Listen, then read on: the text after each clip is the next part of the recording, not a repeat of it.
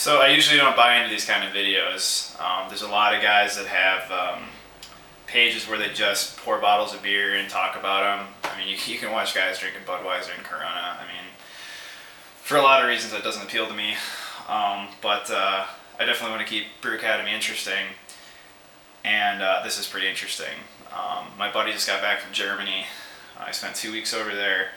And he basically told me everything I've always wanted to hear, which is there are breweries everywhere in Germany. There is no beer distribution.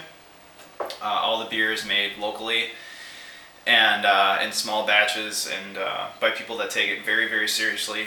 Obviously, German purity law is a very real thing over there. And that's how it should be, I think.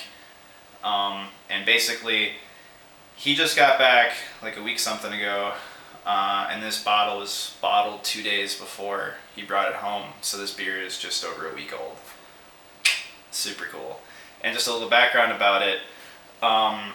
Basically, I don't know if you guys have ever heard of stone beer, but basically what stone beer is, there's this ancient Bavarian technique of taking rocks, superheating them, and pouring wort over the tops of them. And when that happens, the malt caramelizes on the rocks, and when the rocks cool, they submerge the rocks back into the wort, and you get this like smoky, burnt, caramely kind of a taste that's very unique to stone beer. It's pretty much commercially extinct. I'm sure there's some craft brewers out there somewhere still doing it or something similar to it.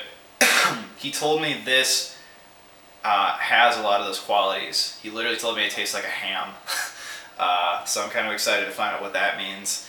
But I wasn't really sure what to drink it out of, and I'm sure somebody's going to bash me for this, but I really wanted to get a good nose of it, so we're drinking out of balloons.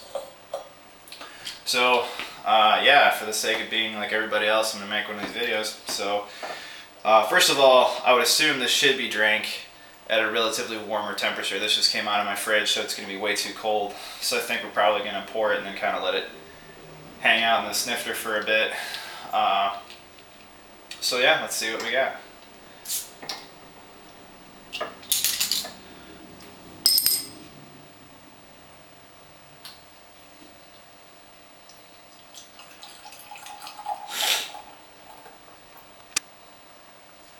I should totally be culturing the yeast off the bottom of this bottle. I'm thinking of that right now.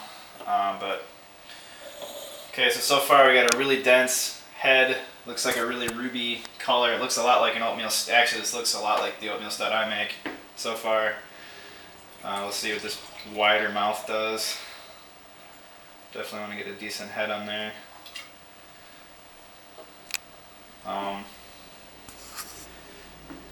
And again, like I said, we're going to let this warm up a little bit. This is kind of a one-shot deal. Unless anybody else is going to Germany this week and wants to send me some, which I'll send you a You Rock t-shirt if you do that. Doesn't look like there's really, no, there's no yeast in the bottom of here anyway, really. So this must be filtered somehow. Lame. It smells like a fucking ham. And this is definitely going to be a cool one for my collection. And what's interesting to me is it says Märzen on there, and I'm sure a lot of you know that Märzen is usually what we Americans call Oktoberfest. It's a fest beer, so not exactly sure what that means here, or what any of this says. So anyway, curious.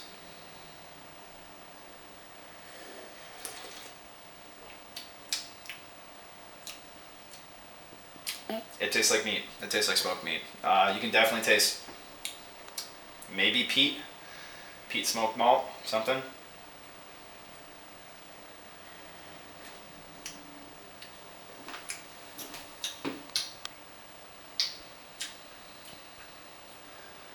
You know, and it almost kind of looks like my my double chocolate stout too. It definitely looks like a stout. I mean, for sure. I mean, there's something roasted in here, of course, that's giving it this dark color, but it's not black. It's not like Guinness black or anything like that. It doesn't have a lot of black patent in it or roasted barley, but there's something in here darkening it up and giving it a ruby color. And it just tastes like smoked meat. Very strange. I don't know if I'd recommend drinking a lot of this, to be honest. We'll let it warm up too, but definitely a smoked beer. So anyway, yeah, if you guys have any questions, I can try to answer them. If you have any other videos you want to respond with, I'd be happy to post them on Brew Academy. And anyway, hope you guys keep tuning in.